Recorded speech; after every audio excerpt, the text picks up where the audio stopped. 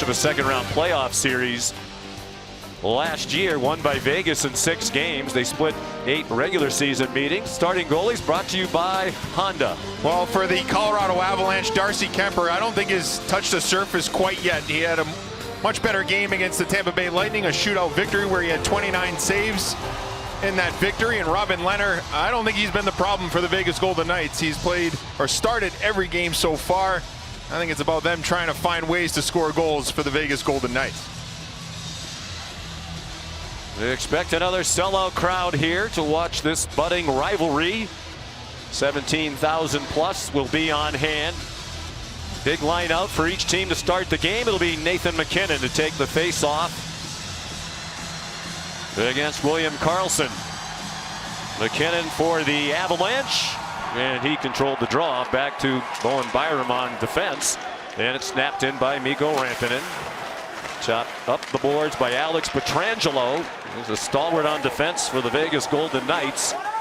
Starting lineups brought to you by Taco Bell. All the line combinations and defense pairings on your screen. Here's the captain of the Avalanche, Gabriel Landeskog. Couldn't get around Pietrangelo. Riley Smith couldn't move it out, then he knocked down Rantanen.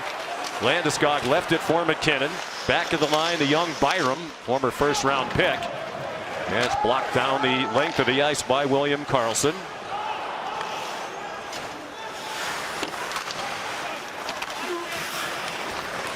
Now Vegas. Last time they lost 4 in a row was January of 2020, and after the 4th consecutive loss, they fired the coach, Gerard Gallant. And what was a surprise to many?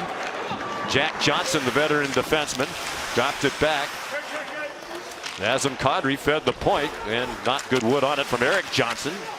Jack Johnson, Eric Johnson, the defense pairing here for Colorado. The President's Trophy winner last year in the NHL. Best in the regular season. They actually tied with Vegas with 82 points, but Colorado got the President's Trophy by virtue of more regulation wins. Back in his own zone, Brayden McNabb played it into the corner. 4 combatants there. Finally pried loose by Sampo Ranta. On the line with Tyson Jost and Logan O'Connor for Colorado. Nearly 2 minutes gone by, no score. Yeah, and a lot of this game so far in the trenches, and 2 teams that can skate, so let's keep an eye on rush chances throughout this game as well. Manoff had his shot hit his own man, Chandler Stevenson. Back to the line it goes. Flipped toward the net by McNabb, and a rebound goal on the backhand. Vegas from Chandler Stevenson, their leading scorer this season, and a quick 1-0 lead for the Golden Knights exactly 2 minutes in. Well, you can't underscore the importance of scoring a goal early on, especially when you were shut out in the last game. A simple play, get the puck to the net and get bodies to the net, and that's exactly what Brayden McNabb does. He finds a way to find a lane to get it there. Carrier providing the screen, and you can see that Darcy Kuemper had no idea where this puck was, not able to locate it, and Chandler Stevenson was able to deposit it home with the backhand chip. An important first goal for the Vegas Golden Knights. 3rd goal of the season, leads the team. They're playing without Max Pacioretty and Mark Stone. Since they've been together in Vegas, February of 2019, are their 2 leading point scorers, both out due to injury.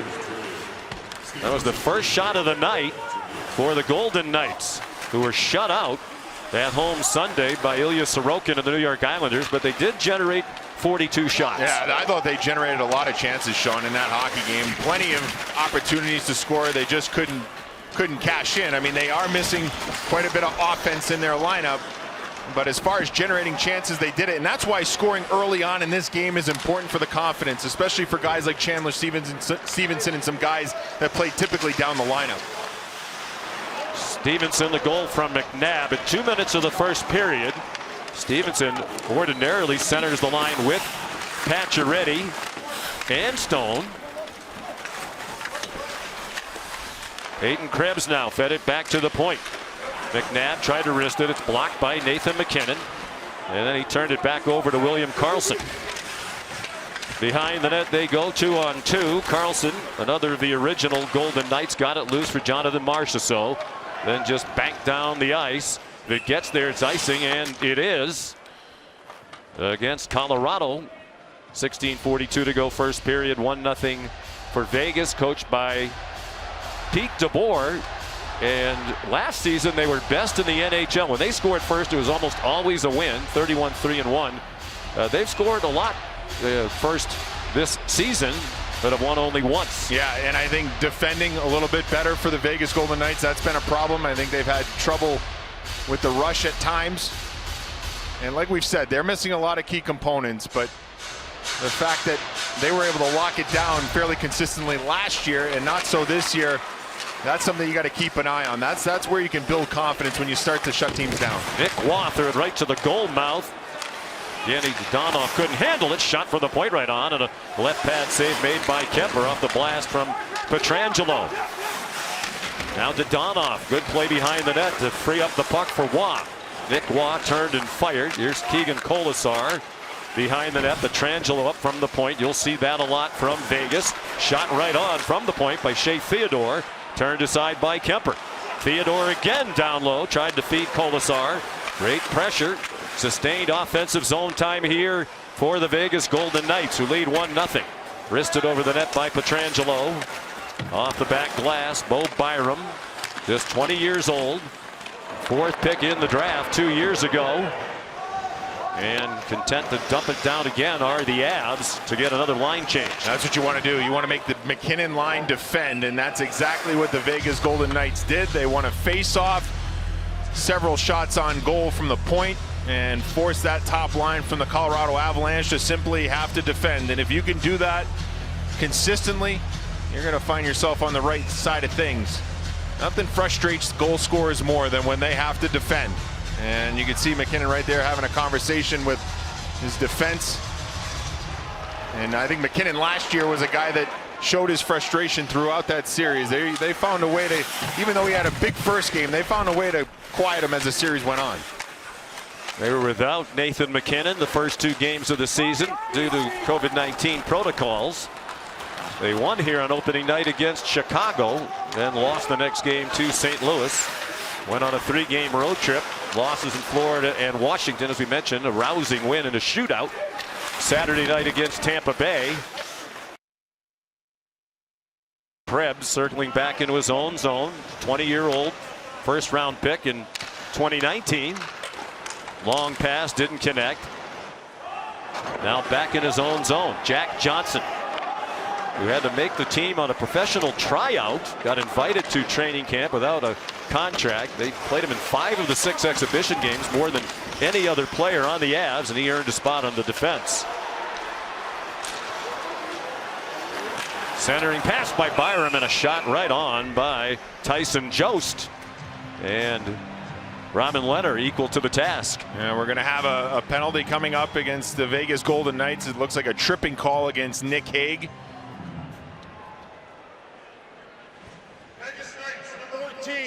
Has 2 minutes for tripping.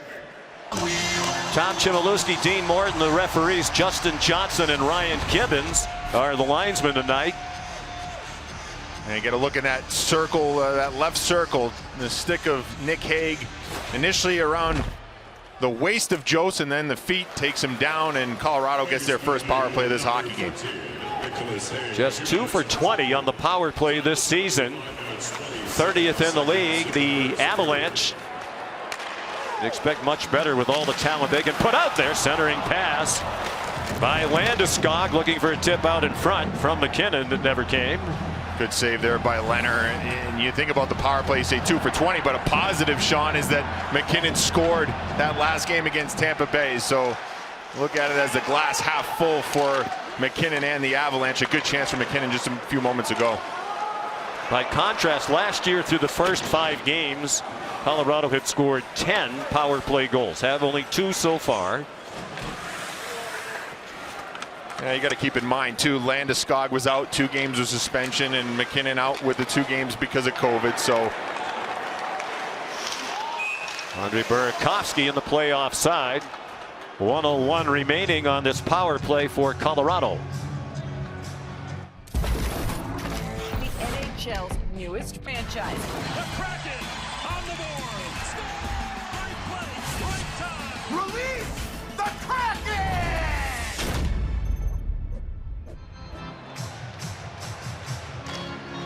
The Kraken has been released. How much longer do you think we go into the season before we keep calling for them to be released? They seem to be fully released. I think they're fully released too. There's no more releasing that needs to be done. They are out in the open. We have to deal with it now, Sean. We just simply have to deal with it. Matthias Janmark sent it down for Vegas. Golden Knights leading 1-0. Byram stopped as he tried to cross the blue line. Now Bowen Byram. Nice pass right on the stick of Kadri. Tried to backhand it out in front for Rantanen. It never got through. And 20 seconds remain now on the power play for Colorado. Still just one shot on this man advantage. Yeah, you said it. Nice pass there by Byram. You can see the skill set that he has. Head up, able to make that play, spring Kadri in. Unfortunately for Kadri, not able to handle that puck. But Byram's one of those guys. Keep an eye on him. Just like Makar, talented on the offensive side of things. Nick Hague out of the box. Vegas back at full strength. Jack Johnson in the neutral zone. Played it ahead. Tyson Jost got bumped into the boards by Pietrangelo. Snapped around by McNabb. There's a free stick out near the blue line. That is potentially a problem. Johnson. Ahead for Helm, longtime Detroit Red Wing, put one right into the midsection of Robin Leonard. 1-0. The Golden Knights have the lead. Nearly 8 minutes gone by, and we say hello to Linda Cohn. Good evening, Linda. Good evening. Just a reminder, coming up bottom of the hour on ESPN Plus, the 4-1 Sharks in Nashville to take on the Predators. Philip Forsberg sharing some pucks. Much more from Colorado when we return. A tweet storm accusing teams of medical malpractice, specifically the way that they distributed pills. Now, he threatened to release a story a day. That definitely got the NHL and NHLPA's attention. They had a meeting with Robin and the PA, and they said, let's work with you, but let's do it behind the scenes.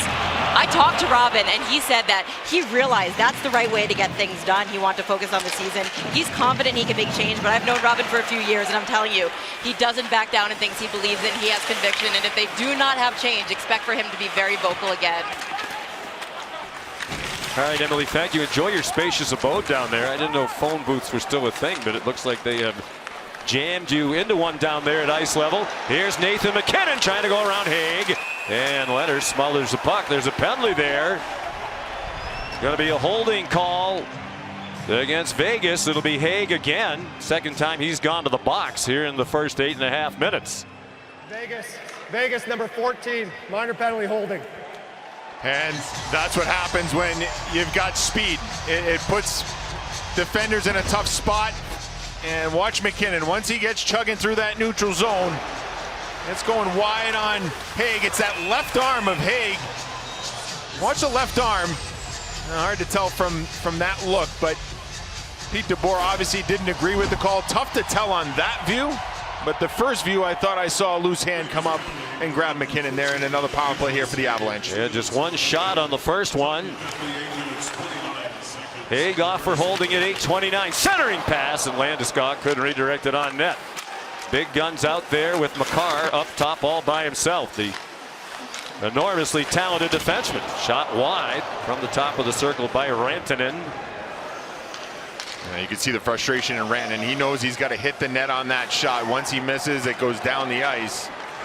Missed opportunity for the top unit for the Avs. And the indignity of an icing call while on the power play.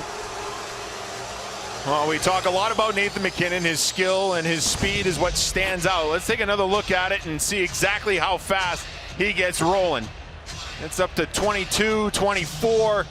And it's, as a defender, when you feel like you've got him in a good spot, and he gets that extra step on you, that's when you're in trouble. So the important thing when you're defending against MacKinnon is try to keep him in front of you as best you can. So if you do that, you might be giving up some shots while he's using his speed. But I think oftentimes you can live with those versus having to take a penalty like Hague had to do there. Hard to believe he's still just 26 years old. Nathan MacKinnon.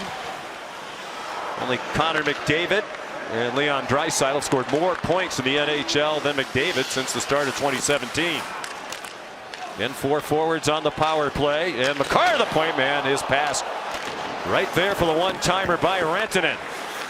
MacKinnon for JT Compher. They turn it over, and here's a break opportunity. Short-handed. Riley Smith to the backhand, and he scores. What a play. And Vegas leads 2-0. Well, good and bad for Colorado defenseman Cale Makar. Moments before the turnover that he commits at the blue line, he made a wonderful pass, but right here, a tremendous stick by Riley Smith. Just terrific positioning. He's dog-tired at the end of the shift, yet stays with it. And watch JT Compher as he comes back, tries to lift the stick, but watch where Compher ends up. Behind the net, doesn't stay with Smith, and Smith is able to maintain his composure and focus and puts it home. It looked like William Karlsson knocked it in for the shorthanded goal for Vegas. Well, they still haven't scored a power play goal this year, but there's a shorthanded tally and a quick 2-0 lead on the road for the Golden Knights. They still have 35 seconds to kill. Braden McNabb, difficulty on the clears. Janmark got tangled up with one of the officials. Burakovsky along the left wing boards, back to the line to Bowen. Second power play group out here now. Burakovsky, a wrister, blocked down by Leonard. Behind the net, McNabb lost it to Kadri. He was trying to center it for Brandon. It goes back to the point instead for Byram. And Janmark took it away. Couldn't get it all the way down the ice. Hague's back out of the box for the second time. And again, just one shot with the man advantage for Colorado. They've had exactly one on each of the first two power plays. Jack Johnson played it across to Eric Johnson, known as the Condor. Now at helm, 14 years with Detroit, first year here in Colorado. Logan O'Connor back to the line. Eric to Jack Johnson. Tried to send it down low. It hit the skate of his teammate. Megna, one-timer by Eric Johnson, deflected wide by Kolasar. Good sustained pressure here for the Avs. Down 2-0, more than midway through the first period. Eric Johnson, back for Jack Johnson. Logan O'Connor on the forehand. Got sent wide by Waugh. Traffic out in front, but he can't center it. Finally tried to, and it ricocheted off some Golden Knights back into the Avalanche end. Really good shift there, though, by Colorado. You give up 2 goals early in the hockey game. Your power play gives up a shorthanded goal. Important to try and get momentum back. I thought that shift right there by the Avalanche could potentially do that. Several good opportunities towards the net. And attacking this fourth line now for Vegas with Brett Howden out there, number 21. The former Ranger dumped it back. At the point, Miramanoff playing in just his second NHL game. They have injuries on defense to Alec Martinez and to Zach Whitecloud. Created an opportunity for Miramanoff, and Coach DeBoer thought he was impressive against the Islanders on Sunday night. No icing there. Matter of fact, Pete DeBoer said a lot of times players in their first NHL game, they're in awe. They stand there and watch. He came out ready to go, not affected by it at all. Yeah, that's not typical for guys playing in their first NHL game. And keep in mind, he's a guy that converted from forward to defense, so he's got a lot of moxie when it comes to the offensive side of the game. Chandler Stevenson, and errant pass sent into the zone by Nazem Kadri.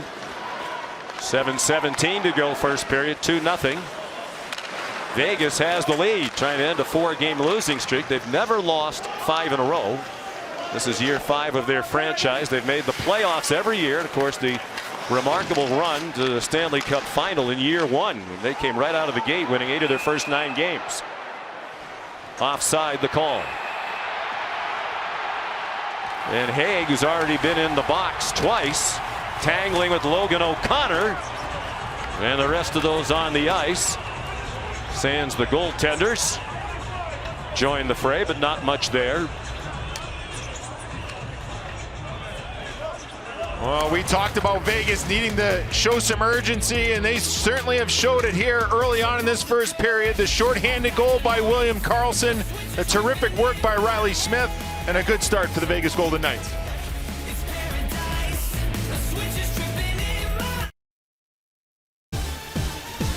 And it's time for tonight's SAP Coaching Insights. We focus on the Vegas power play 0 for 11 this season. The only team in the league that has not scored a power play goal.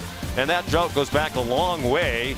Back to game 4 of their second round series against the Avalanche in the playoffs in June. 0 for their last 29, 13 straight games. Those numbers are incredible. I mean, it seems hard to do, but in talking to Pete DeBoer this morning, he said, look, we're missing a lot of key guys on the power play. What he's more focused about right now is making sure that the power play doesn't lose momentum for their hockey team. But I know deep down inside they would like some results. Get that first power play goal and kind of put this story to bed. Here's Carlson. Shea Theodore up top. Theodore wristed one, hit some traffic out in front, and it's cleared. Well, it certainly helped the power play if you had Mark Stone. 20-plus goals 7 times in his career. Max Pacioretty, a 30-goal scorer 6 times in his career. And they brought Nolan Patrick in, hoping that he could help with their power play. He's out as well, so they really have not had an opportunity to gel as a group. Although Pete DeBoer did mention in the exhibition season that their power play showed some signs of life. So until they get all their guys back, I don't think it's fair to really grade their power play until they get all their horses. Not much so far on this power play. Tyson Jost, the steal for Colorado, couldn't get it out. Now here's a great chance for the Golden Knights. The shot right on by Pietrangelo, and a save on the follow-up as well. As well positioned in the circle was Dylan Coghlan, the defenseman. Darcy Kemper had to be ready to go. Nicholas Waugh now out on the power play, which is 33 seconds remaining. Krebs, Pietrangelo. And the shot held on to by Kemper. The wrister from Dylan Coghlan. Just the second shot on this man advantage. First of the night for Vegas, up 2-0. Well, some good work here by Nick Waugh here to create this turnover, and that led to a couple of chances here for the Golden Knights. And we've seen a theme all game long. Shots from the middle of the ice up top for Vegas, whether it's 5-on-5 or power play. Here Pietrangelo gets it to the net. There's traffic. Coghlan with the second opportunity, but a terrific block there by Curtis McDermott. Otherwise, that may have been a Vegas Golden Knights goal. McDermott dressed tonight there without outstanding defenseman Sam Girard, who took a heavy hit into the boards late in the game at Tampa Saturday night from Steven Stamkos. Colorado didn't like the hit. He was not penalized, but Girard not going tonight. They thought he would play, but he woke up this morning not feeling well. 10 seconds on the man advantage for Vegas. They've already scored a shorthanded goal. Carlson moved it quickly to the circle, blasted right on by Pietrangelo, and out of the box comes O'Connor, who is off for cross-checking. And we're under 5 minutes to go in the opening period. Well, if you're going by Pete DeBoer's litmus test, what he said this morning, the power play can't lose momentum. They didn't do that. I thought they generated some chances. There's some positives there. I know they didn't get the result, but I think so far it's been a pretty solid first period for Vegas. Not only 5-on-5 shorthanded, but also on their power play. Here come the Avs with the top line back out there. McKinnon flying into forecheck on Braden McNabb. And it's skated away by Will Carrier. Carrier tried to get it in deep. He could not. Blocked by Landeskog. And now Byram. Landeskog stopped along the boards. As usual, Vegas tries to counterattack quickly. Stevenson has a man out in front. And the save made by Kemper. Looked like he just got a piece of that shot from Krebs. Yeah, the speed of Vegas. That's Stevenson with the feed to Krebs, and an important save for Darcy Kemper. You don't want to go down 3-0 in the first period. That was an important blocker save for the Avalanche netminder. Under 4 minutes to go in the opening period. Nick Waugh behind the net. Keegan Colasar, big body. He's 6'2", every bit of 217. Waugh battling for it with Ryan Murray's part of the third defense pairing out there with Curtis McDermott, who sends it up the near boards. Kadri trying to get free. Colasar back to play at first. Now Dylan Coghlan, long pass to center ice. Dodonov has some room.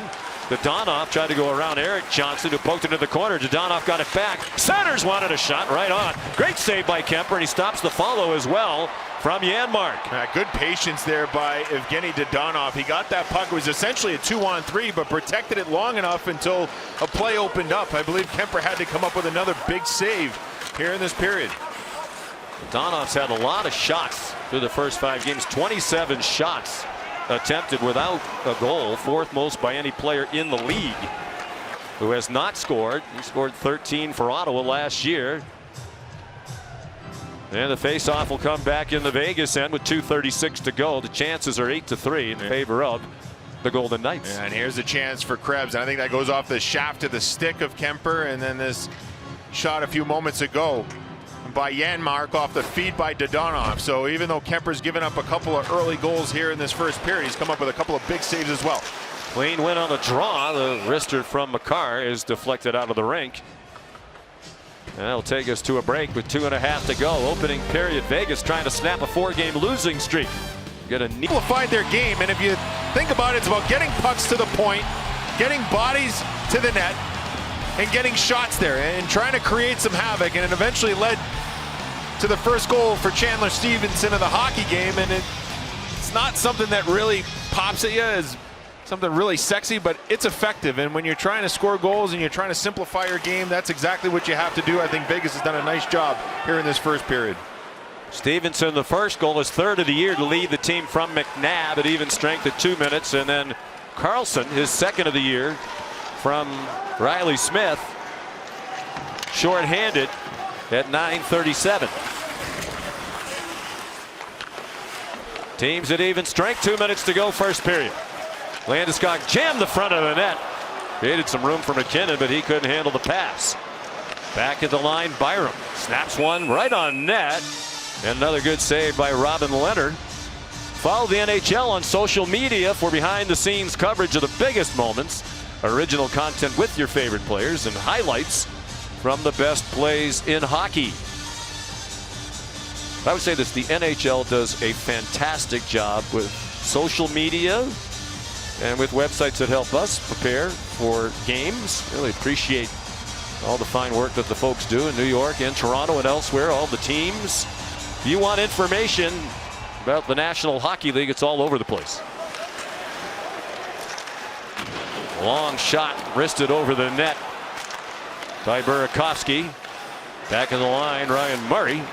Chipped back toward the net again by Burakovsky. It goes out of play with 1:37 to go till the intermission. And Colorado is trying to take a page out of Vegas's book with that shot from the middle of the ice. Play off the end boards. I'm not sure how Kadri missed that, but for Vegas, I think it's been a really good first period. You know, you think about it, 5-on-5, it's been good. Specialty teams, they got the shorthanded goal, they got the 2 kills. When you're on the road, you're looking for some positive results as quickly as possible. The process is good, but when you can get results early on, that builds confidence, and I think the Golden Knights have built their confidence here in this first 20 minutes. And icing whistled against VJK. VGK, the Vegas Golden Knights, what a success story that franchise has been. Pete DeBoer now in his 2nd full season, 3rd season overall, and a guy who's very highly regarded by his fellow coaches around the league. Yeah, he's a guy that has taken a couple of his teams to the Stanley Cup Finals, a well-prepared coach, and he inherited a good group. I mean, they kind of hit a wall with Gerard Gallant. They made a change, and for DeBoer, who was let go from San Jose, stepped into a really good situation. Clean win on the draw by Landeskog. It set up Makar for a wrister right on. Good chance here for Colorado. A face-off win leads to an opportunity. The top line, the face-off win by Landeskog, and you can see the redirect on the way in. That is a difficult save for Robin Leonard. And Leonard was able to track that in and seal that arm and not give up a rebound. Landeskog, an excellent face-off man, 56.6% last year, best on the Avs, and 10th best in the National Hockey League. Down to 1:10 to go in the opening period. First of 3 regular season meetings this season. They're not in the same division this year as the NHL's gone back to its usual divisional alignment with some modifications, with the addition obviously of Seattle and Arizona making a move. But last year these two teams in the same division played 8 times, split 4, and then Vegas won 4 games to 2 in the second round of the playoffs. 3rd year in a row Colorado has not advanced beyond the second round despite winning the President's Trophy last season. Interesting, Jared Bednar, their coach, told us he had a talk when they were in Tampa with his friend John Cooper, who went through a similar thing in Tampa. It took them a little while to get over the hump, and now they've won back-to-back cups. Trying to line up beforehand was Martin Kaut out on this 4th line for Coach Bednar. Eric Johnson right on, squeezed again by Robin Leonard. Well, Colorado's had some zone time since the last Vegas Golden Knights goal, but also getting physical. Here's Mikko Rantanen finishing his hit on Riley Smith. And Riley Smith figured that puck was long gone and was embracing himself for the finished hit by Rantanen. So Rantanen on that top line, not only about generating chances, but not passing up hits. He got a big charge from the crowd here in Colorado.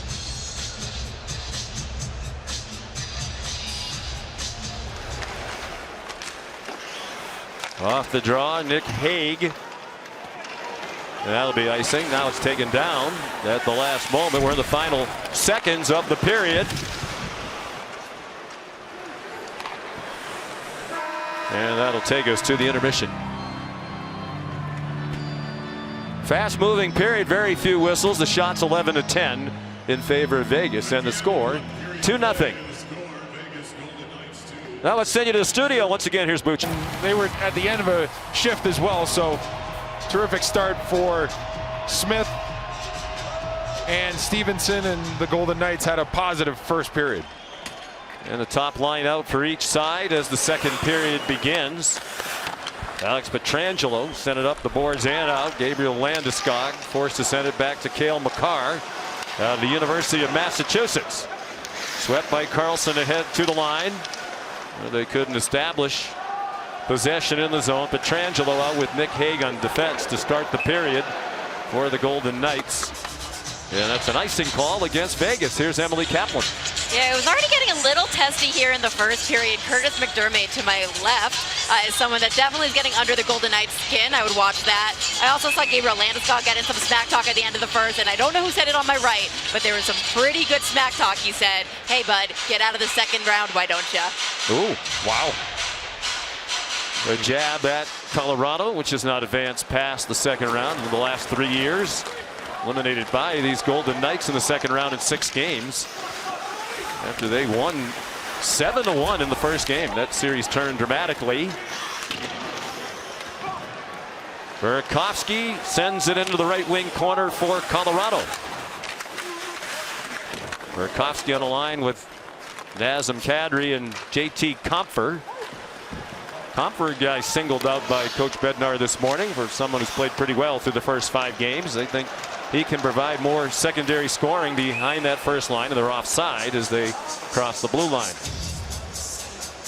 Tomorrow night, TNT back in action, 10 Eastern time. Philadelphia at Edmonton. A chance to watch the best player in hockey, Connor McDavid. We have action on ESPN+. How about Florida undefeated and Detroit off to a surprisingly good start? See if they can sustain it.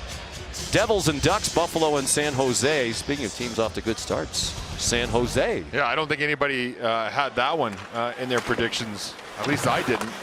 Good start for Bob Boughner and his hockey club. But going back to what you were talking about with JT Compher, the one question mark I have for Colorado coming into this season, we know about their top line, but they've got 9 guys that are no longer with this club that were with them last year, and I think their depth scoring may be a problem for them, and that's the one question mark. When we think about Colorado, you say, "Oh yeah, they're the favorite. Everybody loves them. They you know, they got high-end talent up front and on the back end." But the depth scoring, that's going to be a question mark for this Avalanche team. And when I say depth, I'm talking about 3rd and 4th lines for the Avalanche. Now they're missing a few players. Valeri Nichushkin is a guy that's out right now, but that's going to be something that's going to have to present itself during the season. The Avalanche are not going to have to rely on their top line night in and night out. They're going to need some contributions from some others. They were the highest scoring team in the league last year, 3.52 goals per game, and allowed the third fewest goals per game at 2.46. Only Vegas and the Islanders better at keeping the puck out of the net. So that's a great combination. Just underway, second period. Chandler Stevenson, William Karlsson, the goals in the first period for Vegas. Rink wide pass for Krebs, didn't connect with Brett Howden.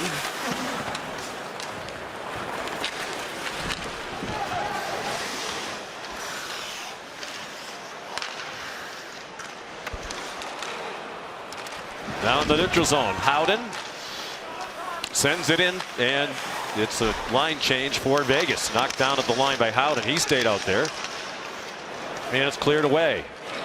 Yeah, for Colorado, something that they did not get to a lot in that first period too was their forecheck. And a few moments ago, they had an opportunity, a dumped-in puck, and Robin Lehner was able to play it. That was something in the playoffs last year in the series against Vegas.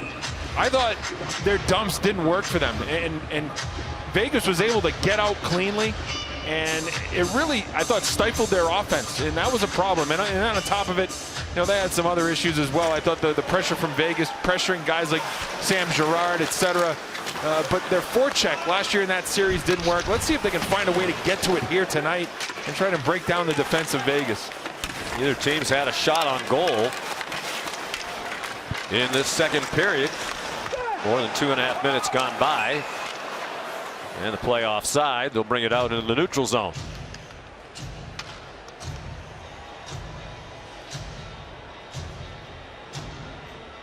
NHLShop.com, the official online store of the NHL and the world's largest selection of officially licensed NHL fan gear. Shop now and get today's special offer. NHLShop.com, a Fanatics experience. One of the things you notice when you come to these NHL arenas, a lot of people wearing the jerseys of their favorite players. That's certainly the case here tonight at Ball Arena. For so many years, the Pepsi Center, home of the Colorado Avalanche. Moved here in the mid-90s from Quebec. Haig, good forechecking, a takeaway by O'Connor. He centered one right onto the stick of Ranta, who was denied at point-blank range by Robin Lehner. Well, and that's what I'm talking about right there. The forecheck game of the Avalanche. That's something that it can't always be about playing off the rush. You got to get in there and create some turnovers. It's exactly what Jost and O'Connor do, and that leads to a terrific opportunity for Sampo Ranta. And the feed right here by O'Connor, and a big-time save by Robin Lehner. But more of that from the Colorado Avalanche to try and generate chances off the forecheck. Ranta from Finland, spent time at the University of Minnesota. Was on their team on opening night. First time he's opened the season on the NHL level. Braden McNabb, one of 6 original Vegas Golden Knights in action tonight. Alex Tuch would be the 7th, but he's out probably for a couple more months after shoulder surgery. Here's McNabb across Shea Theodore. Long pass off the stick of Karlsson, or William might have gone in alone. Another original Golden Knight taken away from Buffalo in the expansion draft. Ooh, heavy collision. McNabb knocked down. Kadri was off into the center of the hard hitting. Rantanen waiting for help. They're trying to get the rest of this first line out there for Colorado. McKinnon throws it toward the net, blocked out in front, but it was cleared by McNabb. Didn't look like it would get past McKinnon, but it did. And Nathan back to retrieve it in front of his own net. McKinnon scored his first goal of the season on the power play at Tampa on Saturday night. Well, only 13 hits in that first period. We saw the hit by Rantanen on Riley Smith, but here's Braden McNabb, and this is something that is a staple of his game. It's that physicality, and he targets Nazem Kadri right there. A big-time hit by McNabb. I mentioned not a ton of physicality, but 2 hits that stand out so far in this game, and I bet you McNabb feels good about that as he looks at it on the Jumbotron. Maybe he's the guy that's not going to score a lot of goals, but he certainly will be excited about laying a body like that. Dadonov tried to feed Kolasar, breaking through the neutral zone. It didn't connect. Top line still out there for the Avalanche. McKinnon out in front and fanning on it. Darren Helm right in the slot. It's a mixed line for Colorado, and the Helm line fully on now. Jason Megna tried to center it, batted away by Dadonov. Nick Waugh couldn't advance it for Colorado. Haig has already been penalized twice, went over the top of Helm. And it's backhanded into the neutral zone by Pietrangelo. Kolasar on to forecheck. He calls for a replacement and goes off. Into the corner, Martin Kaut. Megna tried to center and forced back into the neutral zone. Helm. 750th career game for Helm as Leonard squeezes it, and just the 6th for Colorado. Long run in Detroit for Darren Helm. Yeah, in fact, he was there long enough to have played on the Stanley Cup winner. I was just going to say that. He was there for the glory years, right? With some great players, Steve Yzerman, Nick Lidstrom, Pavel Datsyuk. I mean, he played with some of the greats, and he learned from some of the greats as well. And unfortunately for him, towards the end of his time in Detroit, not the same, but Helm is one of those guys, a hard worker, a terrific penalty killer, a guy who learned the right way from some real star NHL players. 113 career goals for Helm. Carrier tried to start a rush for Vegas. It's turned back in quickly by Jost. Dumped it into the corner, went and got it himself. Battled in the corner. Braden McNabb played it ahead to the line. Krebs couldn't penetrate. McNabb did. Tried to center it for Carrier. He chips it out in front. And it's skated out of harm's way by Eric Johnson, former #1 overall pick in the NHL draft. Coughlin fanned on it.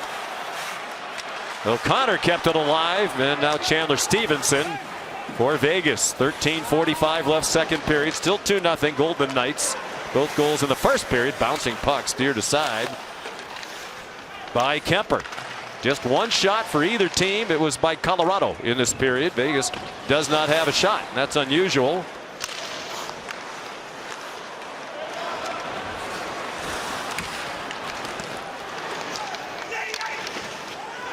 Fourth line on now. Here's Jake Lecision. Fired it right through the crease. He's the son of Curtis Lecision, longtime NHL player who now scouts for the Colorado Avalanche. So Jake playing against his dad's team here tonight. Howden and Lecision at the line managed to poke it into the neutral zone. Some room for Eric Johnson, but Colorado in the midst of a change. Pietrangelo stripped. Circling the net is Landeskog. He threw it right out in front, then he got knocked down. Rantanen couldn't steer it on net. Byron played it in deep for McKinnon on the backhand. Lost it as he tried to move away from Janmark. Thrown toward the goal by McKinnon, deflected over it. Rantanen, big man, 6'4", 215, takes it into the slot. Off it goes for Johnson, who fired one over the net. That was Eric Johnson. Good pressure here by Colorado, trying to get on the board. And the centering pass did not connect. Kemper out of his net to play it ahead to Eric Johnson. Both teams trying to change. That whole sequence started with a good dump by Eric Johnson. Good puck retrieval, good forecheck by Colorado. Much more meat and potatoes. Great chance for Riley Smith as he took it to the backhand. Never did get a great shot on.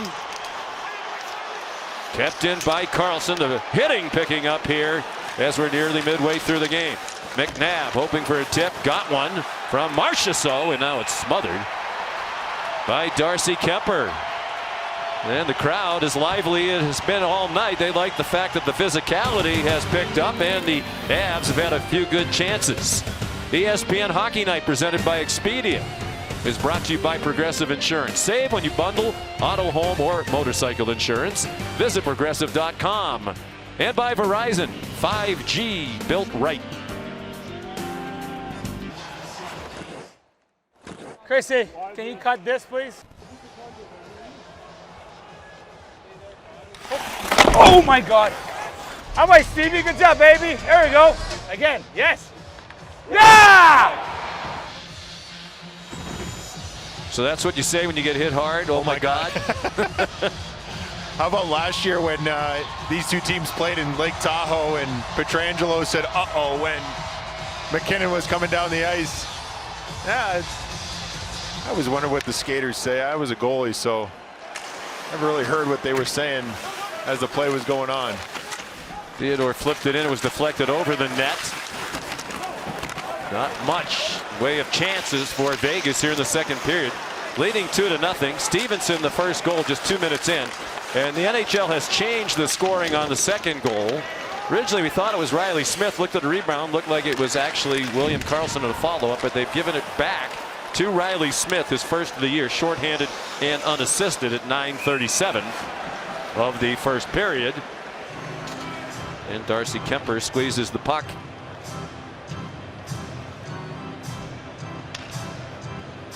Well, with ESPN back in the NHL after 17 long seasons away, one of our goals to try to give you a little better sense of the size and speed of these players. And we've introduced something called the rush. The camera angles closer to ice level. Different perspective, a work in progress. We'll let you enjoy from closer to ice level.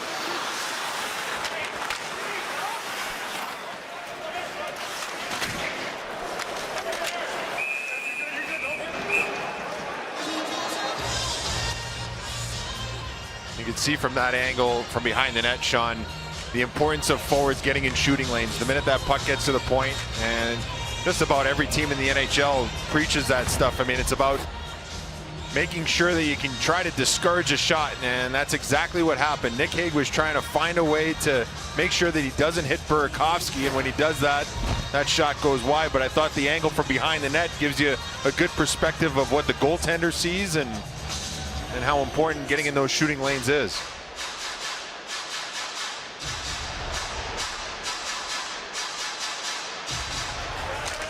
Face-off won by William Karlsson of Vegas. Nearly midway through the game now. The Knights trying to end a 4-game losing streak. VGK leading 2-0. Here's Nathan MacKinnon trying to start the rush, working on Shea Theodore. Great move to the backhand. They sent it wide. Now a one-timer by Makar right on. And for a moment it didn't look like Leonard saw the rebound as it went over by Landeskog. Riley Smith trying to break free. Couldn't control the puck at his offensive blue line. Knocked down by MacKinnon and ahead for Rantanen. Now Landeskog with McNabb the defenseman. Another save by Leonard. And he'll squeeze it. Well, when you play against the Colorado Avalanche, you better make sure that you get a good night's sleep the night before if you're a defender, because you're going to see a lot of speed from number 29. And when he starts up in his own zone and he gets crossing over, it becomes awfully difficult. I thought Shea Theodore did a good job. He kept him to the outside, didn't let him gain ice, and MacKinnon did a good job of improvising, hits the brakes, and then tries to get that backhander on net. But for Theodore, the important thing is keep him in front of you first. Secondly, don't take a penalty. And if you can give him that opportunity, that's a win right there for Shea Theodore. Clean win on the draw by Tyson Jost. Back to the line. Murray's shot winds up in the corner with Braden McNabb, who gets bumped from behind by Jost. Lofted it high in the air. And that'll be icing. And we're more than midway through the game now. You know, we're talking when we went to the rush about the size and speed of the players. You were a goalie with distinction for a long time. It is amazing. This is my name drop. I was texting with Mike Aruzioni yesterday. It was his birthday. I won't say how old he is because it'll make all of us feel old with an eye back toward 1980. But he was talking about the difference over the years, the last 4 decades or so, in the size of the goalies. And it is remarkable. And people are bigger generally, but on a relative scale, it is amazing how much bigger the goalies are. Shot hit the pipe. And it was Burakovsky. And these two goalies in particular, Kemper 6'5", 215. Leonard 6'4", 250. Again, the physical play, and usually it's Kadri involved in it. Oh, it's a great point about the goaltenders. Scouts nowadays, if the goaltender is not 6'2", they're generally not even looking. You have to be incredibly special to be under 6 foot to be considered. You think about one guy, UC Saros in Nashville. That's one example of it. The goaltenders have gotten bigger. Maybe the players have gotten a little bit smaller. They're more speed and skill based. But the goaltenders, it's about size, and both these guys have it. And then on top of, aside from all that, I want to make a mention that the Colorado Avalanche this period has been much better. I know I mentioned the forecheck earlier, but they've had a much more concerted effort to get in there, get their nose dirty, and try and generate chances off of their forecheck. I think those are positives for the Avalanche here in this second 20 minutes. Another interesting point that Mike Eruzione made, it was on the graphic. Back in 81-82, there was only one goalie who was not from North America, Canada, or the United States, and that was the late, great Pelle Lindbergh. Now nearly half of the goalies in the NHL are European. Yeah, Finland has done a heck of a job of developing goaltenders. Sweden, and now it looks like Russia, right? You got Andrei Vasilevsky, maybe the best goaltender in the world right now, at least for my money. And I think for years it's always been about Canada, and now I think it's a worldwide thing where they're developing goaltenders all over the world. And when you played, it was about American goalies too, thanks to your excellence. Kind of, but more Canada, you know, but thank you. Under 8 minutes to go in the second period. Neither team has scored here in the second. That play is offside as Jost brought it back in. Crowd didn't like it.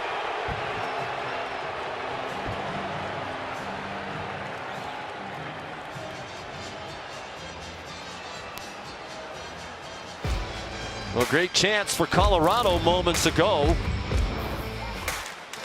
from right out in front of the net.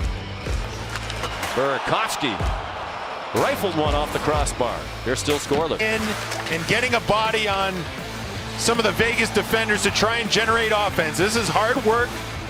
This is about being first on the scene and try and generate other ways than just off the rush. And I thought Colorado's done a fantastic job in this second period. They don't have any results to show for it, but if you're on that bench, you're talking about positives like that and trying to feed off of not only the skill that they have, but now the work that they're putting in the second period.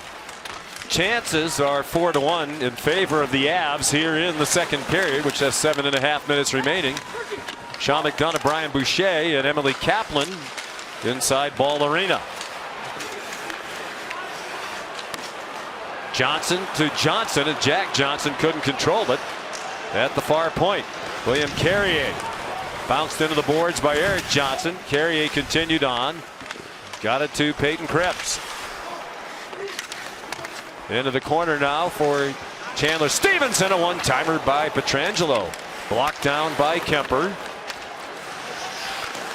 First there, Krebs. Partial change here for Vegas. Eric Johnson got tangled up with his own man, Comfer. They didn't get it out. Dodonov on his forehand, tough angle shot. Might have glanced off Kemper. Pietrangelo at the line.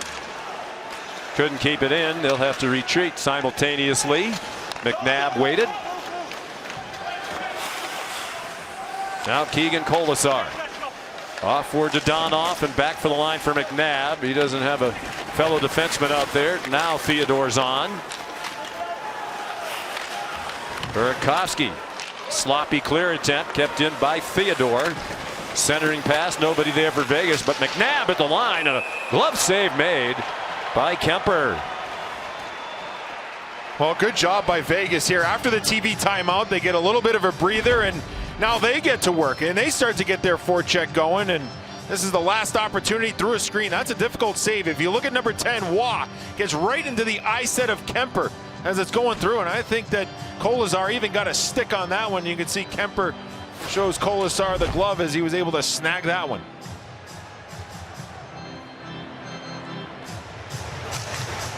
Carlson won the faceoff. McNabb stepped into one. They went wide and all the way down behind Robin Leonard.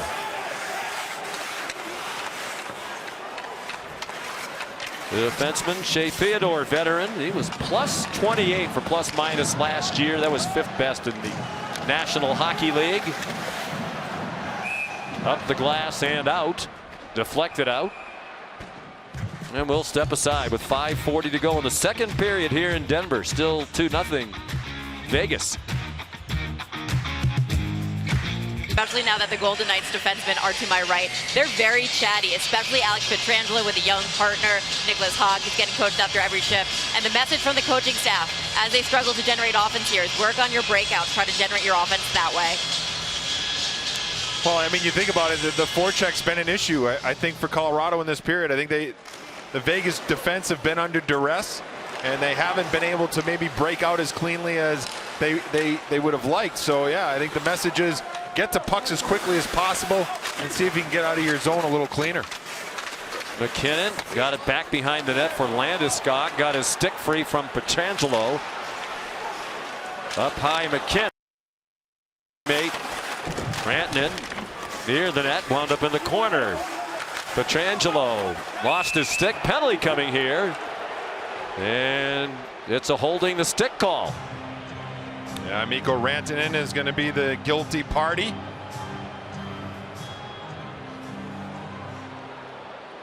Colorado, number 96, 2-minute minor, holding the stick. Well, we talked about the pressure by Colorado, the forecheck, the getting in on the Vegas defense, and you see right here, Pietrangelo does a good job of engaging with Rantanen. And right here, I mean, it looks like a battle right now. I don't see a hold. Oh yeah, you see that left arm. Yeah, there's a hand right there. And I think that's when Pietrangelo lets go of the stick. The minute he sees the hand, smart play to draw the attention of the official. Good call by the official. Sold by Pietrangelo. Second power play for Vegas. 0 for 1. They had 4 shots. Still looking for their first power play goal of the season. They're 0 for 12. And 0 for their last 30, dating back to last year. We're under 5 minutes to go in the second period. It's Pietrangelo back into his own zone.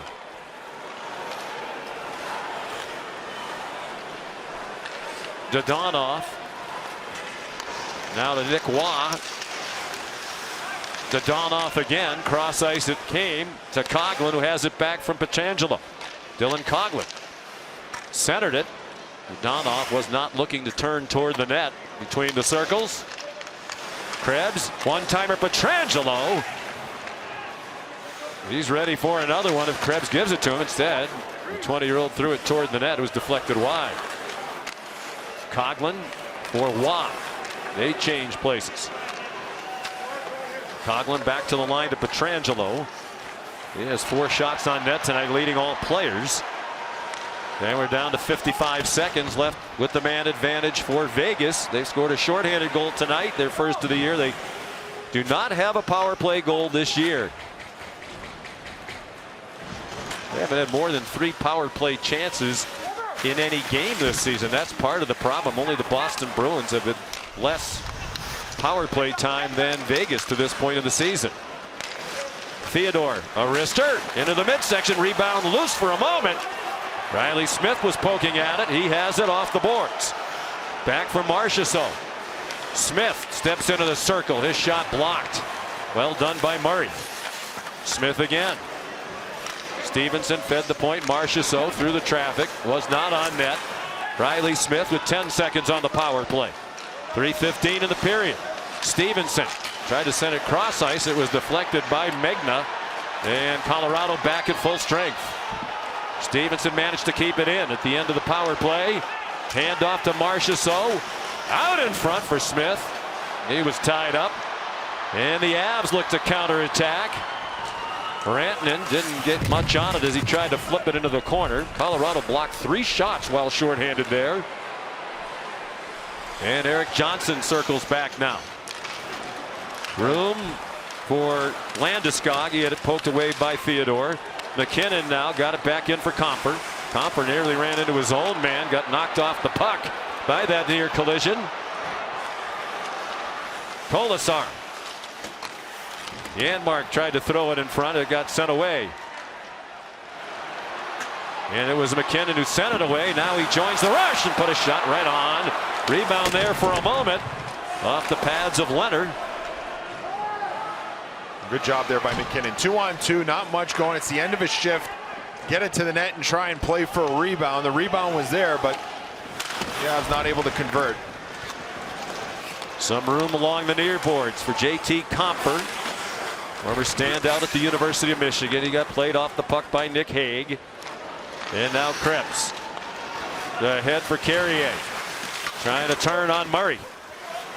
Circled the entire offensive zone. Created some room for Stevenson. His shot blocked down out in front. And now Krebs. And it is gloved by Darcy Kemper. 1:35 to go. The action picking up here in the second period, but neither team has scored a goal. Yeah, and for Vegas, the drought on the power play continues. Couple of shot blocks here. Darren Helm with that slap shot by Pietrangelo gets in the shooting lane, and then this opportunity right here. This puck gets to the net. A good job by Vegas to create this scrum by the net, but you can see the desperation right there by Ryan Murray, the Colorado Avalanche defender. I thought the Avalanche killers were awfully aggressive. Obviously not giving any respect to the Vegas power play, seeing how much they're struggling. They're pretty much saying, look, if you're going to beat us with a couple of passes, but we bet you won't be able to do it. And so far, they're 0 for 2 on the night. Well, no Pacioretty, no Stone, but still enough offensive talent here for Vegas that they should be able to score on the power play. There's a penalty coming up, probably for interference right in front of the Vegas bench. Jack Johnson is going to be penalized. And he's going to get his money's worth as he's tangling with Nicholas Waugh right in front of the Golden Knights bench. Yeah, the Golden Knights didn't like this hit. And we'll have to take another look. It was very similar to the hit that Braden McNabb put on Nazem Kadri. There's a penalty coming up on it on the initial hit by Johnson. I believe it's going to be an interference. We'll have to see if the hit involved any head contact or not.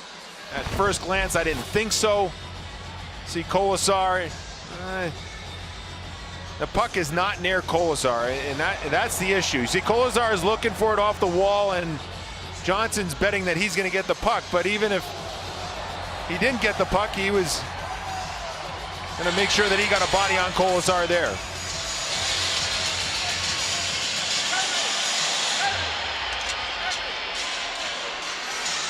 Obviously, the Avs bench loved that, and they thought that Keegan Kolasar, they said, hey, keep your head up.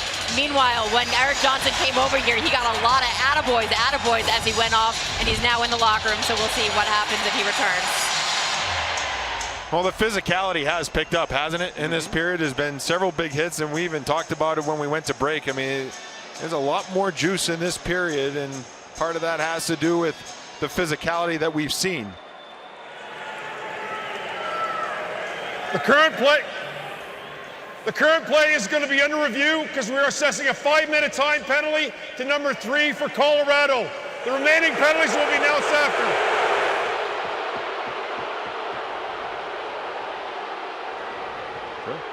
So there'll be communication with the Situation Room in Toronto. And we are pleased to be joined here tonight by longtime NHL referee Dave Jackson.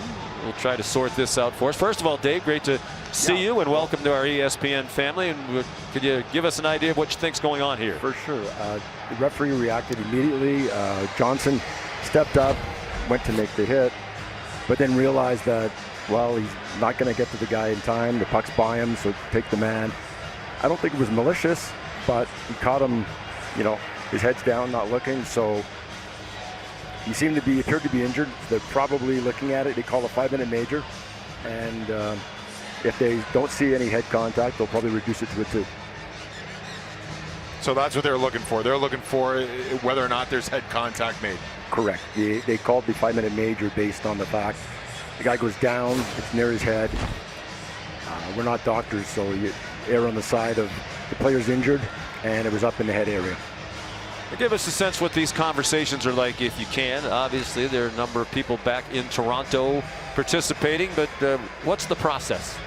The process here is they ask for as many replays that are available to them, and they'll see it as many times as possible. Then they make their decision, and the referees talking to each other, asking for different angles, and just seeing what's what. Well, at the end of this, is it the referees here on the ice who have the final decision, or is it the input of the folks in Toronto in the situation? These are the referees making the call.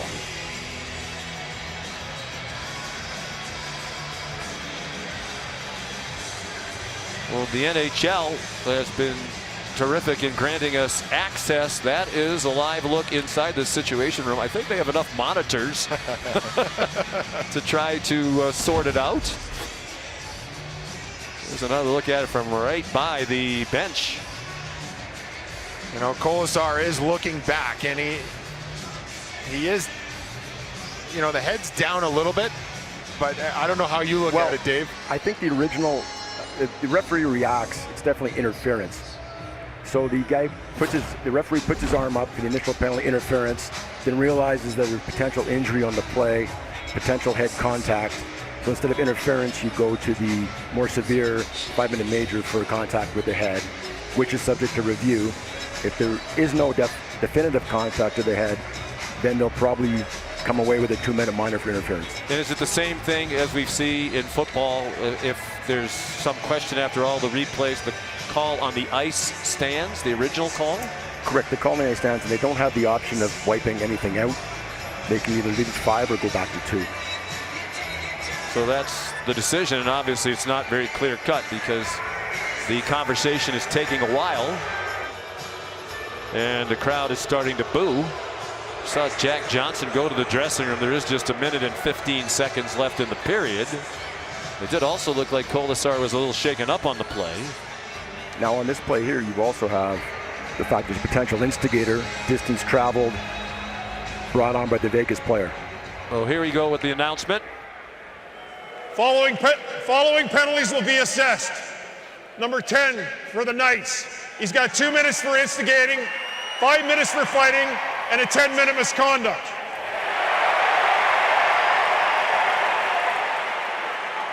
Avalanche, number 3, has a 5-minute interference penalty plus a game misconduct plus 5 minutes for fighting.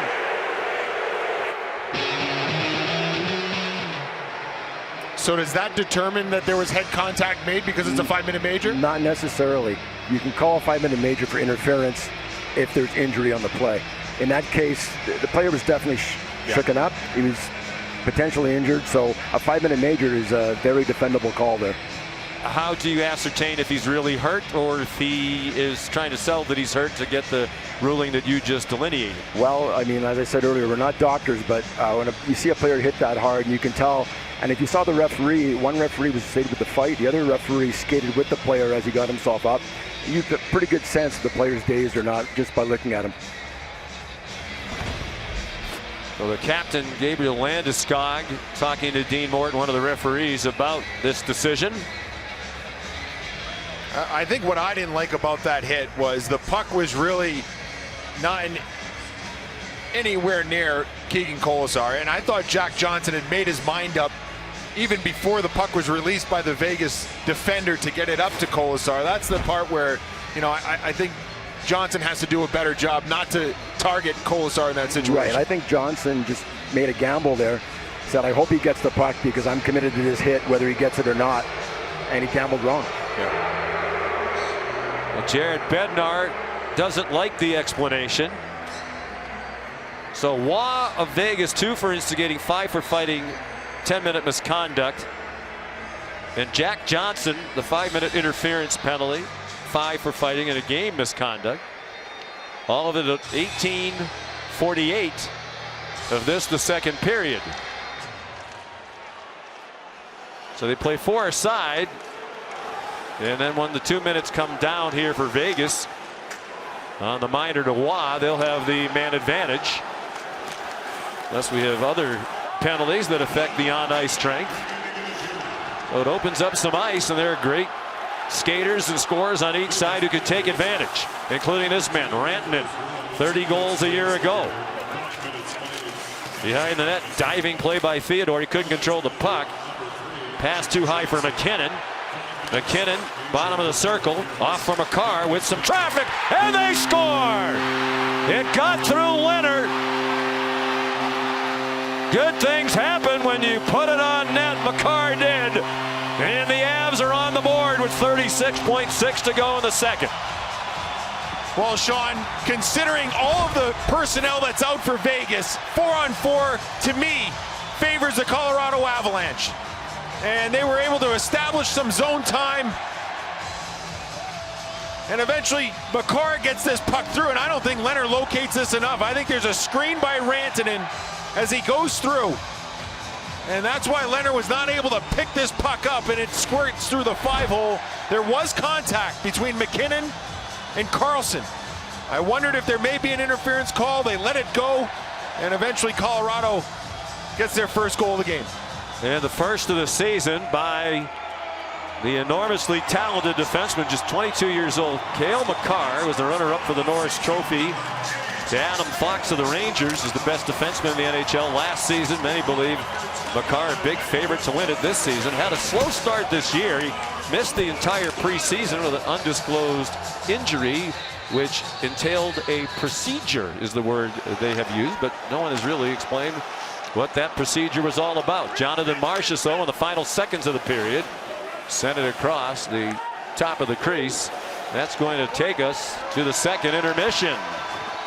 Intensity level picking up. These two rivals out west, two of the best teams in the NHL, with an entertaining and energetic second period. The only goal by Makar, 19:23 from McKinnon and Byram. Time now for our intermission. Here's John Buccigross. Discover second intermission report is on the way. Mark Messier, the author? We'll talk about his book next. Ultimate teammates. Well, and if we look at the work of the Avalanche, this was a hit in the latter stages of the first period by Mikko Rantanen. And then the second period, as I mentioned before, was about the forechecking, getting in and making it difficult for the Vegas defense to try to generate some chances that way. They did that. Darcy Kemper not overly tested in that second period, but he shut the door. That was important that he didn't give up the third goal, and then eventually at 4-on-4, the goal by Cale Makar gets him back in this hockey game. They're going to have to find a way to eventually kill the 3-minute power play that Vegas will eventually have.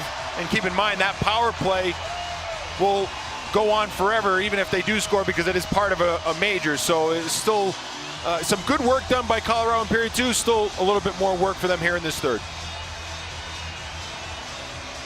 So 4-on-4 to start the period. And it'll be McKinnon to take the face-off for the Avs and Krebs for Vegas.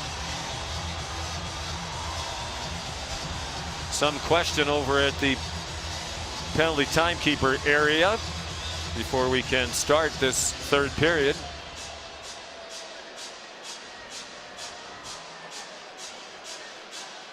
And whatever it is, they've sorted it out. So Krebs, Dadonov, Pietrangelo, and Haig to start the period for Vegas.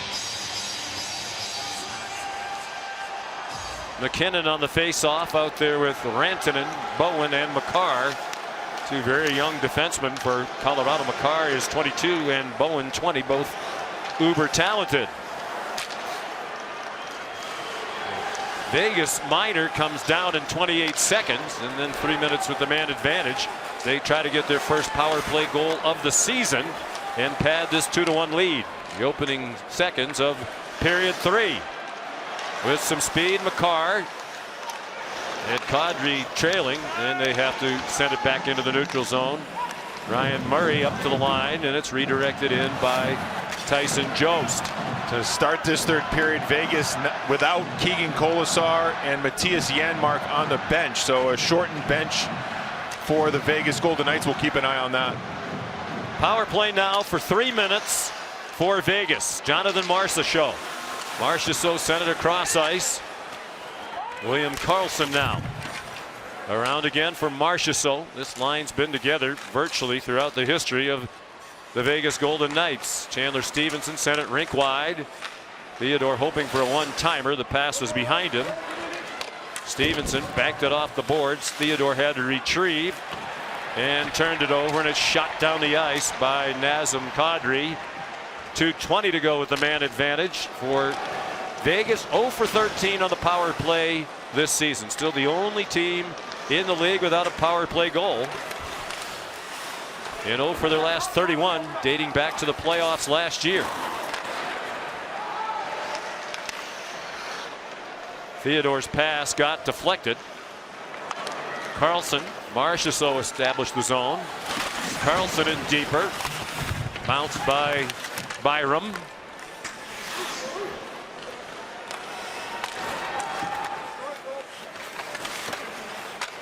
Karlsson. The man up high now is Pietrangelo. 135 on the man advantage. Shot from a tough angle, never did find the net. That came from Marchessault. Pietrangelo's wrister hit Decision out in front and went out of the rink. Yeah, for Vegas, their power play just lacks that crispness, right? I mean, on the power play, you got to zip it around quick. You got to try and find ways to, if Colorado's going to be aggressive, you got to find ways to outnumber the aggressiveness of Colorado. And I think right now for Vegas, it's just a little too slow. It allows their aggressive penalty killers, Colorado's, and we got a timeout coming for Vegas right now, which is a good call for Pete DeBoer, recognizing that he wants to keep his top power play unit out there right now. But they've got to find a way to move it around a little bit quicker to expose the aggressiveness that Colorado's playing with on the penalty kill. They just have not been able to do it so far here tonight. Well, the lineup we have for you Saturday and Monday. Saturday, it's UFC 267 from Fight Island in Abu Dhabi on ESPN Plus. Saturday Night Football on ABC. Number 20 Penn State takes on number 5 Ohio State in Columbus. Monday Night Football on ESPN. The Giants and the Chiefs. What's wrong with Kansas City? And of course Peyton and Eli on ESPN2, breaking down the game as only they can do. They were hilarious again last night with a lot of interesting guests. They do a great job, don't they? Another win, by the way, on ESPN Saturday night. Ole Miss at Auburn. Little selfish tangent to the promo. I'll tune in. We appreciate that. Murray sent it down for Colorado. So Pete DeBoer got this first power play unit a little rest using his timeout. And Karlsson off from Marchessault. William Karlsson double teamed. Ooh. Marchessault took a stick in the face. He's still down. Jost hit him. Helm dumped it into the zone. Marchessault goes off, bent over as he reaches the VGK bench. Yeah, I think it was a follow through by Jost on the clear, so that's why there was no call. Bowen got banged into the boards by Riley Smith. This 3-minute power play rapidly evaporating. Marchessault looks to be okay now on the bench. They still don't have a shot, Vegas, through 2.5 minutes with this man advantage.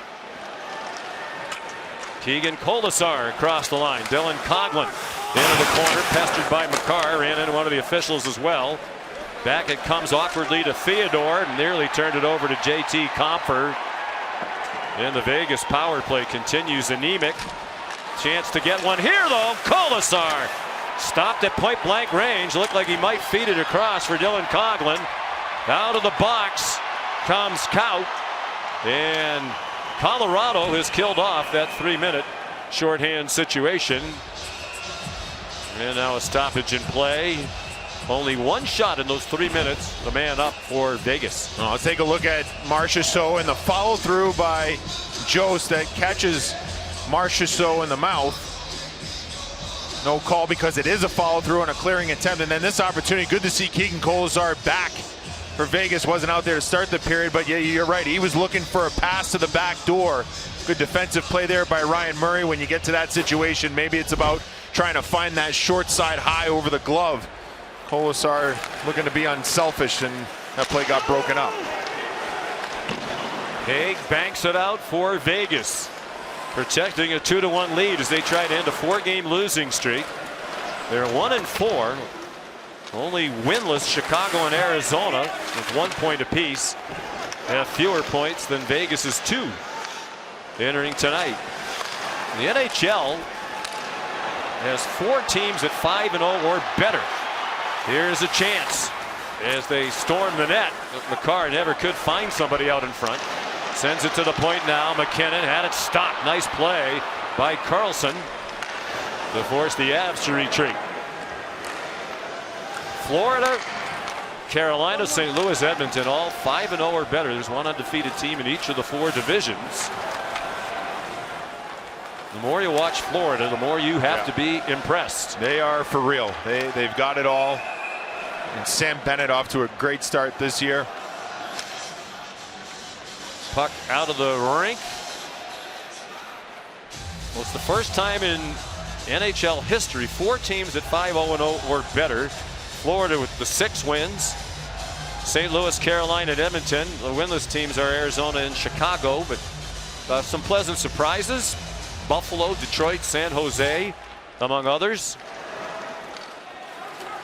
Calgary looking good again tonight.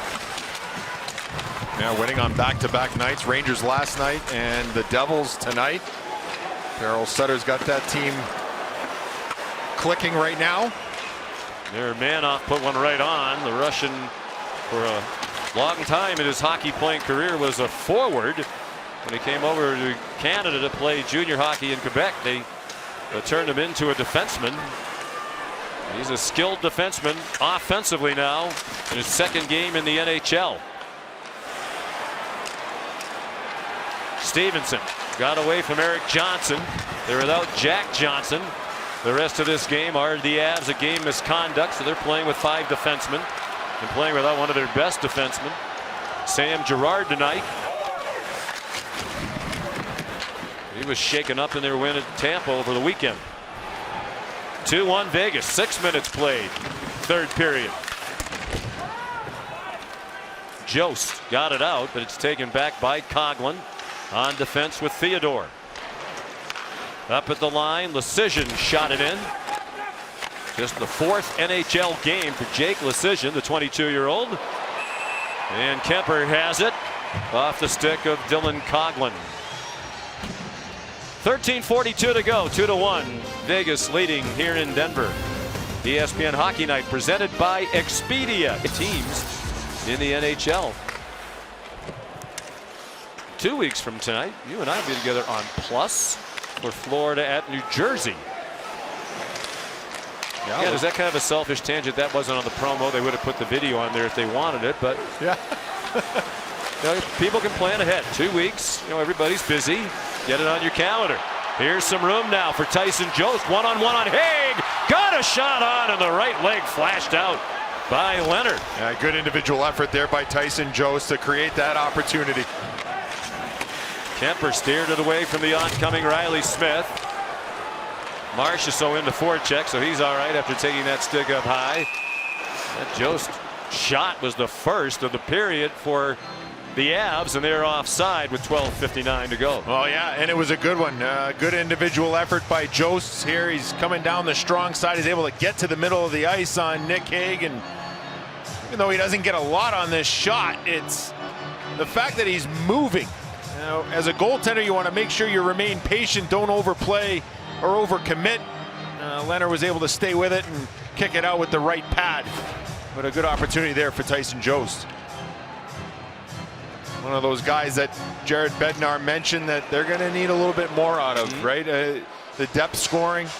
He mentioned Jost's name. He also mentioned a guy who's down in the minors right now, Alex Newhook, who came up last year from Boston College and maybe didn't have the camp that he was hoping for. They felt it was important for him to go down, get some touches, gain his confidence, but they expect him to be a guy that they can rely on for some depth scoring too as the season goes on. Well, where will the scoring come from up front beyond the big first line of McKinnon, Landeskog, and Rantanen? 12:35 to go. Vegas led 2-0 after a period. Makar shoots one, blocked out in front by Theodore. Will Carrier dumps it into the left wing corner, and Vegas makes a change.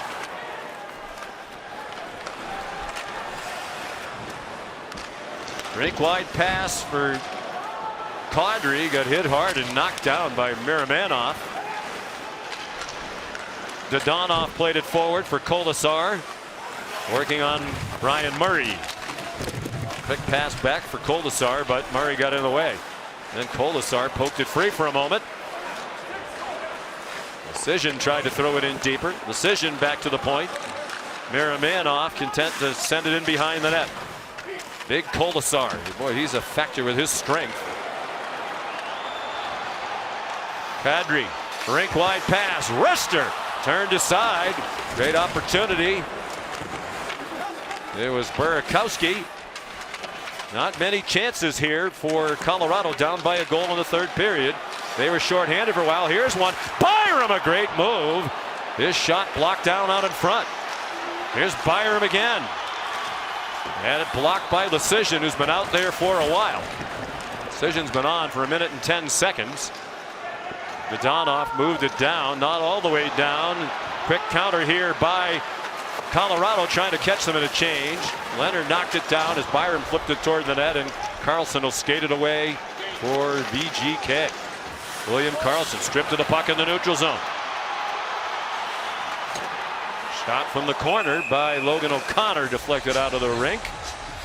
He had to shoot. It really didn't have any help yet, as they were in the midst of a change. Now, Colorado still trying to find the equalizer in this game. A good cross-ice pass by Kadri to Burakovsky. Maybe he doesn't get it off as quickly as he would like, and because of that, that allowed Leonard to get across and wait for that shot. A good save by Leonard, a good block here by Nick Hague. The Colorado Avalanche continue to try and find a way to get this game tied up at 2. Leonard has started all 6 games for Vegas so far this year. They'll play on back-to-back nights. They're in Dallas tomorrow, and Pete DeBoer indicated that Laurent Brossoit will be the starting goalie against the Stars, making his first start of the season tomorrow. Here's Emily. Yeah, the last TV timeout, someone on the Avs bench asked Keegan Kolasar, "What are you doing back here?" And Keegan Kolasar said, "I was just in protocol. That means concussion protocol, and I passed." And he said, "Thanks for looking out for me. I appreciate it," a bit sarcastically. And I told you guys that Curtis McDermott was getting under the Golden Knights' skin. Well, Marchessault was just talking to me and says, "He's so bad." And then he yelled at the Avs bench. It must be hard to watch him, hey?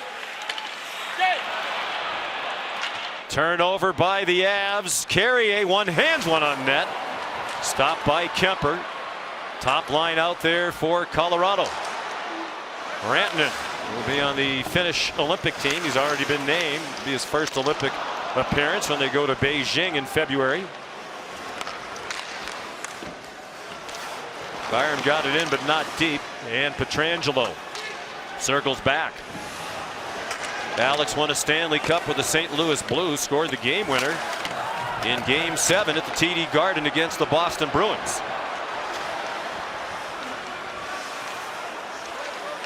Kadri in deep. O'Connor back for Kadri. Didn't get good wood on a wrister. And the Golden Knights break 3-on-2 across the line. Room for Dodonov, deflected out in front, went just wide. Kolasar almost had a wide empty net. And it's a stop by Darcy Kemper. 9.5 to go. 2-1 Vegas. Another sloppy play at his own blue line, this time by Burakovsky. Burakovsky has had some good chances tonight. Shots are 26-22 in favor of Vegas. Kemper out behind the net. Around for Logan O'Connor.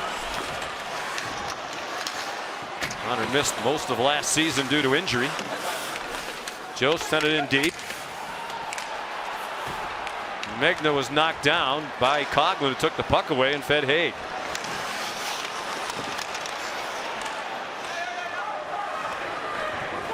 And Byram back on it. 20 years old. Number 4 overall pick in 2019. What a terrific top of the draft that was. Down low. Rantanen again. Now McKinnon for Landeskog. Right in front of the net. Wrap around and didn't score. Looked like he had the net, but couldn't poke it in. The whistle stopped the play. close, but it looked like he was late getting there. And from where we are, it looked like it just came off the stick of Landeskog before he could control it and flip it into an empty net. Great work by the defenseman. It looked like it was Haig there to get the stick on it and deny Landeskog. You're sad, and we all are, by the loss over the weekend of the great Bob Newmeyer at the age of 70. Play-by-play voice for the Hartford Whalers in the late 70s, the Boston Bruins in the late 90s. Longtime sportscaster in Boston. You saw him on NBC Sports doing a great job handicapping horse races. Just one of the really nice people that I've known, a dear friend, and our condolences to his wife, Michelle. What a wonderful man, fascinating man, and a very talented man. Byram tried to play it out in front. Newmy, by the way, is also the man responsible for the Whalers playing Brass Bonanza. There's a shot wide by William Karlsson. He was a broadcaster. He suggested that that kind of become the anthem for the Whalers, and that still resonates with Whalers fans all these years after the team has been on to Carolina.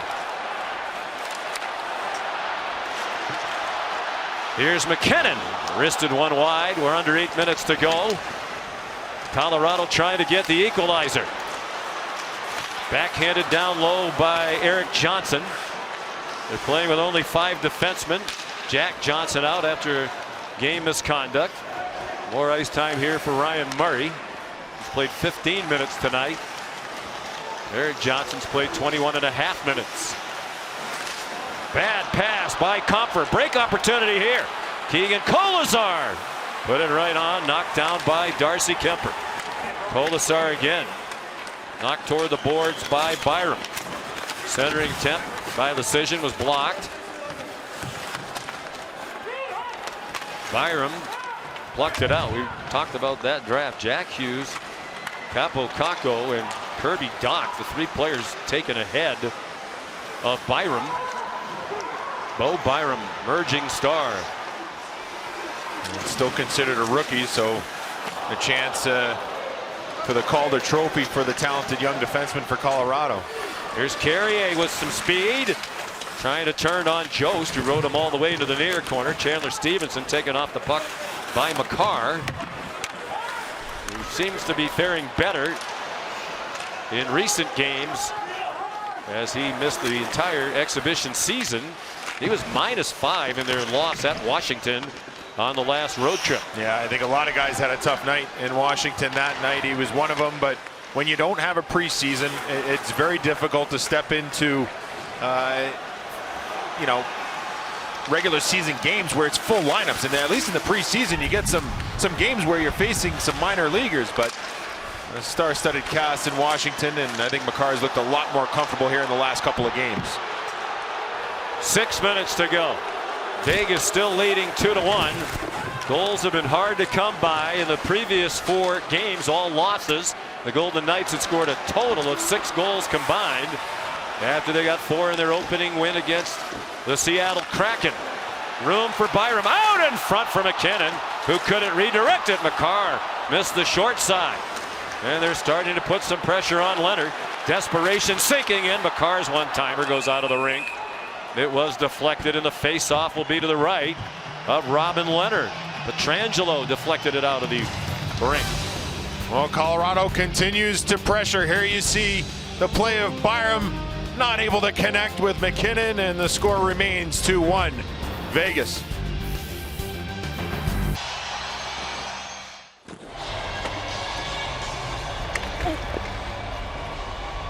Tripped me. Is that you? You tripped me. Yeah, I think it's Renta. Wow. Your flow. It's flowing. You want to rub it for good luck? I wonder if he's going to be happy that we showed him falling as he stepped onto the ice. I thought he was tripped by Sampo Ranta. There was no call. Feels like Colorado's been buzzing the net a bit, but just 5 shots on Robin Leonard. 2-1 Vegas. They haven't scored since the first period. And Stevenson scored 2 minutes in at even strength. Riley Smith a shorthand goal. Makar scored for Colorado in the final minute of the second period.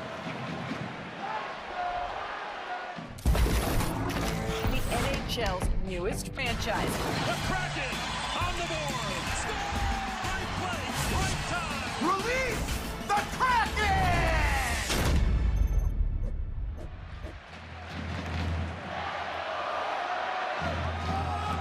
Looking forward to getting to Seattle. Have heard nothing but raves about their arena, the fan experience there. They've certainly embraced the Kraken. 32nd NHL team. Rister handled easily, thrown toward the net by Andre Burakovsky. A terrific sports town Seattle is, and you know what, they've supported hockey for a long time. They've had the Western Hockey League junior franchise Seattle Thunderbirds there that they drew very good crowds. I played in the Western Hockey League, and I couldn't believe that they didn't have an NHL team when I was playing junior because of the support. So I'm not surprised about the excitement around that club. Draw one by the Avs. Murray, that was ricocheted around, but not on net. He fired it through the traffic. Carrier possesses and clears. Racing after Krebs, poked back for the Avs by Murray. Now Carrier again, looking for help. Tried to go rink wide for Krebs, deflected in the near glass by Murray. Approaching 4.5 minutes to go. Vegas trying to end a 4-game losing streak. They've never lost 5 in a row in franchise history. This is year 5. Only one other time did they start 1-4. That was in year 2, and they still wound up making the playoffs. A feat they hope to duplicate. Byram was pestered all the way by Kolasar. Backhanded in and chased by McKinnon. Pietrangelo there first. Boy, Pietrangelo is a rock, and it seems like he's constantly on the ice. He's played nearly 28 minutes now. He played more than half the game against the Islanders on Sunday at the Fortress in Vegas. They'll host the All-Star game there at T-Mobile Arena in February. Owen Byram got it to the Vegas line, and that's all. Pietrangelo sizing up the options, elects to dump it in. First there, Carlson. He took a hit from Eric Johnson. Smith tried to get it back to Carlson. Instead, it's the Avs the other way. 3:25 to go. Colorado running out of time, trying to get the equalizer.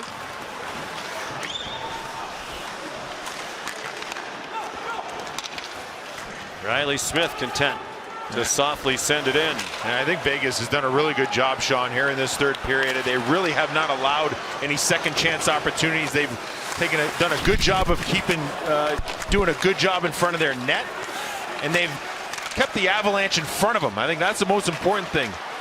Under 3 to go. Byram threw it on net.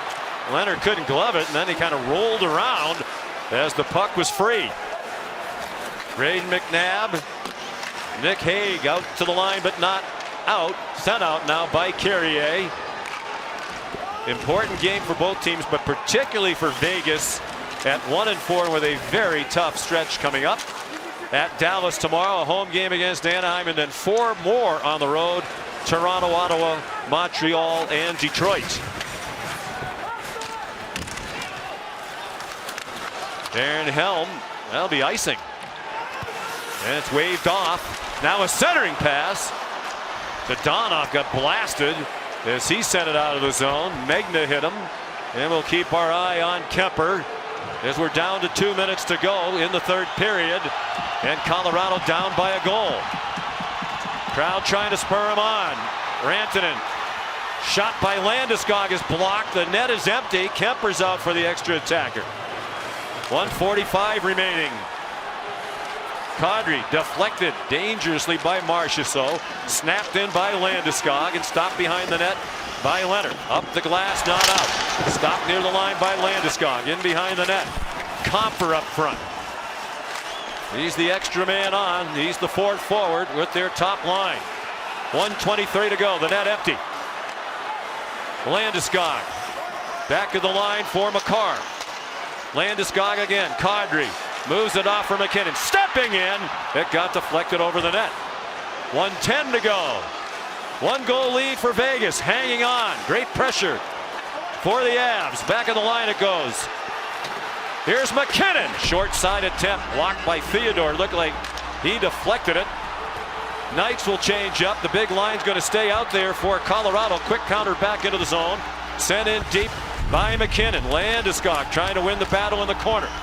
Back for the point and kept in. Landeskog, they have to be tired. They've been out there for almost a minute and a half. This big line. Net is empty. And here comes an empty net goal for Vegas. Kolasar makes it 3-1 with 29.9 to go. That was so unselfish on the 2-on-0. It looked like neither one of them wanted to score. Then Kolasar threw it toward the net. And it looked like Dadonov tried to tip it. I think if he did so, it looked like it had already crossed the goal line. It really doesn't matter. What matters is whoever scored it just made it 3-1, and I think it was Keegan Kolasar. Well, you made mention that the Avalanche were tired, and I think they just ran out of gas. But give credit where credit is due. And I don't know who gets that goal. I mean, if you're Dadonov and you pass it so that Kolasar can score the goal, and then you go touch it. Why do you go try to touch it? Right. I don't know. That's a good. We'll take a look at it. The question was it across the line? Wait for the official word on the goal. Vegas is about to end a 4-game losing streak, and you said it. You cannot make the playoffs in October, but you can kind of play your way out of it. It is Kolasar to the goal. I think it's been a gutsy effort by Vegas. I thought Colorado had a push in the second period. They came out to start the third period the same way, but with all the pieces that are out for the Vegas Golden Knights, I thought they did a terrific job of defending here tonight, Sean. And that's it. Vegas gets its second win of the season. Kolasar put it away with the empty netter. Coming up next, the great Taylor Twellman and John Champion from Los Angeles, LAFC and Seattle. The Sounders leading the West. Great soccer action coming your way in just moments. Tonight here in Denver, the Vegas Golden Knights defeat the Colorado Avalanche 3-1. For Emily Kaplan, Brian Boucher, and our great crew, led by Jeff Dufine and Doug Holmes. Sean McDonough saying good night. Let's send you down to Los Angeles.